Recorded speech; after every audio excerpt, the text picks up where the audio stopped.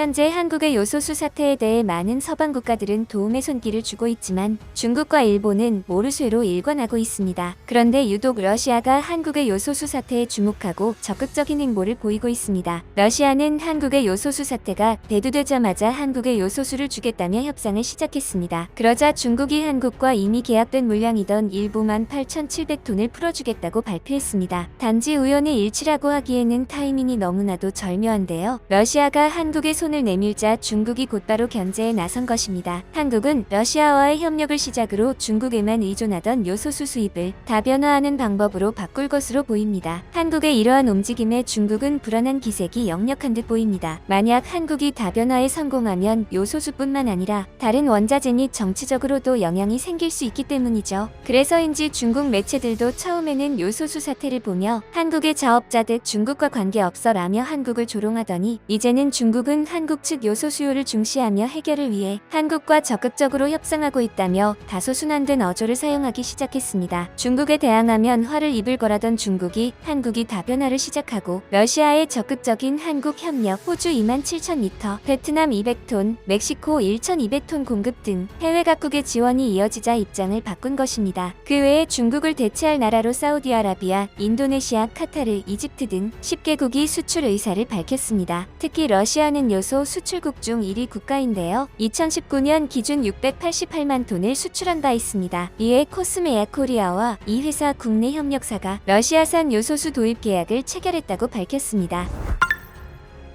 구독과 좋아요 한 번씩 부탁드립니다. 요소수 계약 물량은 총 36만 톤으로 매월 3만 톤씩 향후 1년간 국내에 도입되며 12월 10일께 첫 물량이 한국에 도착한다는 설명입니다. 코스메야 코리아 관계자는 러시아 현지 기업과 적극 소통하는 과정에서 극적으로 계약이 성사됐다며 월 3만 톤 단위의 안정적인 공급 물량을 확보해 국내 산업 현장의 어려움 해소를 적극 지원할 것이라고 밝혔습니다. 코스메야 코리아는 요소수 국내 보급에 참여하고 있는 하트그룹과 함께 요소수를 1000리터 단위의 벌크 포장으로 국내에 반입할 예정이며 물량의 원활한 보급을 위해 물류등 업무를 점검하고 있다고 덧붙였습니다. 한편 코스메야 코리아는 모스크바 현지 법인인 코스메야를 통해 러시아 정부기관 및 조직과 국제 컨소시엄 포럼 등의 이벤트를 진행하거나 관련 네트워크를 통해 영향력을 넓히면서 러시아 자원 중개 등 관련 사업을 진행하고 있습니다. 한편 요소수 협력과 더불어 러시아는 한국의 우호적인 모습을 보이고 있습니다. 그런데 러시아는 분명 미국과 적대적인 국가인데 왜 한국에는 우호적인 모습을 보이는지 궁금해지는데요. 역사적인 면을 살펴보자면 푸틴은 한국의 박정희 대통령을 존경한다고 알려졌습니다. 푸틴은 1990년 레닌그라드대 총장의 국제문제보좌관 시절 한국의 외교관에게 박정희 대통령에 관한 책이 있으면 한국어든 다른 언어로 쓰였든 모두 구해달라고 부탁하기도 했습니다. 러시아의 경제 성장 국면에서 박정희 전 대통령을 롤모델로 삼았다는 것은 유명한 일화입니다. 가즈프롬 등 주요 에너지 기업과 전략산업의 국영화를 통한 경제개발 방식도 박정희식 모델을 답습한 것이란 평가가 나옵니다. 2012년 1월 대선 출마 국면에서 박정희 대통령 시절인 1960에서 1970년대의 우리나라의 경제 역사를 예로 들며 산업전 분야에 대한 국가적 통제 및 지원을 바탕으로 경제 발전을 꾀하겠다는 포부를 밝혀 화제가 되기도 했습니다. 더불어 푸틴 대통령이 중국 항저우에서 열린 G20 정상회의에서 박근혜 대통령에게 특별한 기념품을 전달했는데요. 총화전진이라고 적힌 박정희 전 대통령의 마지막 휘호였습니다. 휘호인 총화전진은 1979년 박정희 대통령 타계 전 쓴 마지막 10년 휘호이며 푸틴 대통령이 미술품 시장에서 판매한 원본을 특별히 구입했다는 게 러시아 측 설명입니다. 이 기념품도 박정희 전 대통령을 롤모델로 삼은 이유 때문이라고 관계자들은 입을 모았습니다. 이와 더불어 러시아 주요 언론은 얼마 전 사망한 노태우 전 대통령의 소식을 전하면서 옛 소련과 외교 관계를 맺은 한국의 대통령이었다는 점을 부각했습니다. 코메르산트는 한국 민주주의 장군이라는 인터넷판 제목의 기사에서 노 전 대통령에 대해 소련 지도자와 악수를 한 최초의 한국 대통령이었다고 소개했습니다. 이렇게 역사나 정치적으로 러시아는 한국의 날을 세우지 않았습니다. 그래서인지 한국인이 가장 선호하는 외국 지도자 순위에서 미국 바이든 대통령에 이어 러시아 푸틴 대통령이 2위에 오르기도 했습니다. 한편 러시아는 현재 경제적으로도 한국과 협력하고 싶어하는 모습입니다. 요소수 사태 협력에서도 알 수 있듯이 러시아는 한국의 요소수 사태를 한국과의 협력을 더욱 강화시키는 기회로 삼는 모습인데요. 이 배경에 배경에는 러시아의 경제 악화가 있는 것으로 보여집니다. 현재 러시아의 코로나 상황은 날로 나빠지고 있는데요. 자체 개발한 백신이 있지만 국민들의 백신 접종률이 낮고 정부가 경제 상황을 신경 쓰느라 방역 통제를 느슨히 유지하면서 진정되지 않고 있습니다. 또한 2014년 우크라이나 전쟁 이후로 미국, 유럽 등은 힘을 합쳐 러시아를 경제적으로 은근슬쩍 또는 간간히 제재를 하고 있었습니다. 물론 미국, 유럽의 경제 제재도 러시아 경제를 힘들게 하는 요소가 맞지만 근본적인 문제는 국방력에 많은 돈을 쓰고 이곳저곳에 개입하며 나라의 근본 산업이 자원 수출이라 세계 경제 흐름이 좋으면 호황이지만 나쁘면 불황이 이어져 롤러코스터가 이어진다는 점이 큰데요. 현재 국제 경제가 코로나19로 뚜렷한 성장이 없으며 미국의 인플레이션 두려움 속에 세계 경제가 두려움에 휩싸여 있기에 러시아의 경제가 좀처럼 나아지지 않고 있습니다. 그래서 러시아는 지금 한국과의 시베리아 철도 사업을 본격적으로 시작해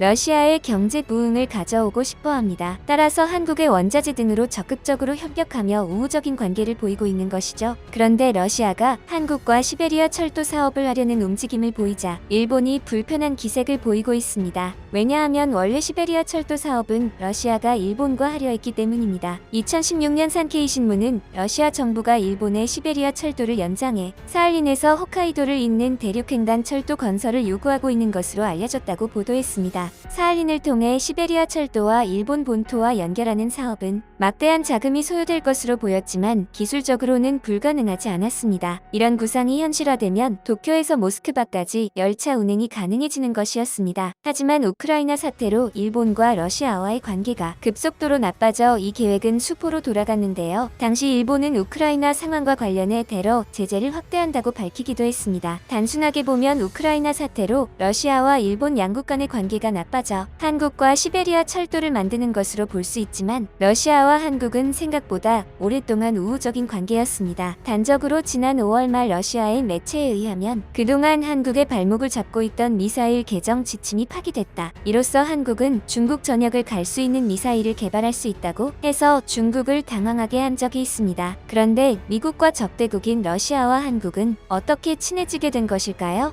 90년대 초 러시아는 한국으로부터 거액의 달러를 빌려갔지만 갚을 능력이 안 됐습니다. 그래서 탱크 등의 무기와 노태우 전 대통령과 푸틴 사이 개정 합의한 불곰 사업을 통해 냉전시대부터 비대하게 발전시켜온 미사일, 우주항공, 첨단 무기 기술과 같은 것을 전수해 주었습니다. 항상 동맹국을 강조하는 미국은 한국에 고가의 무기를 팔아도 한국의 기술 이전은 절대 하지 않습니다. 몇 조를 들여 스텔스 전투기 40대를 사왔는데도 나사 하나 못 풀게 만드는 게 미국입니다. 미국의 이러한 제재는 한국의 지나치게 빠른 기술 발전입니다. 결국 한국에 무기를 줬다가 자신들보다 더욱 강한 무기를 만들까봐 제재를 풀지 않는 것이죠. 더불어 푸틴 대통령은 한국의 조선 기술을 전적으로 믿기로 유명합니다. 영국 국제전략연구소는 북극해에서 한국산 수십만 톤의 대형 선박이 5만 톤급 가스시 추선을 옮겨가며 시추할 수 있는 것은 푸틴의 한국배에 대한 전격적인 신뢰가 있어 가능하다. 지금 미국도 한국의 알래스카 개발에 협조를 구하는 상황이라며 영국도 근본 한국을 경함모 사업 등의 파트너십으로 결정한 이유가 여기 있다라고 보도했습니다. 푸틴의 한국 조선의 신뢰로 한국은 선진국들로부터 수많은 러브콜을 받고 있습니다. 푸틴 대통령이 한국의 조선업을 사랑하는 이유는 분명합니다. 단적으로 러시아의 GDP가 상승한 이유 중 하나가 북극해를 통한 천연가스 수출인데 기존에는 북극해가 해빙되는 기간인 3개월뿐이었지만 한국의 쇠빙 LNG선 덕분에 1년 내내 천연가스를 수출할 수 있기 때문입니다. 또 러시아는 무디스에 제출한 계획서에서 연해주와 쿠릴 열도를 한국과 협력해서 관광지와 천연가스를 개발해 러시아의 경제 발전을 위한 계획이 들어 있습니다. 이에 일본은 미국에게 러시아의 계획을 막아달라고 요청했지만 미일 정상회담에서 바이든 대통령이 이를 의제해서 삭제해버렸습니다. 결국 일본은 믿던 미국에게도 버림받고 공들이던 사업도 자신들의 발로 차버린 상황이 벌어진 것입니다. 앞으로 러시아와 한국과의 협력이 계속되어 기차로 세계 여행을 하는 날을 기약합니다. 혹시 주식하시나요? 30초면 내 주식 실력 확인, 마스크 및 커피 쿠폰 전원 증정합니다. 이상스쿨에서 추후 주식 컨텐츠 기획에 데이터 조사 중이니 참여하시고 오른쪽 버튼을 눌러주세요.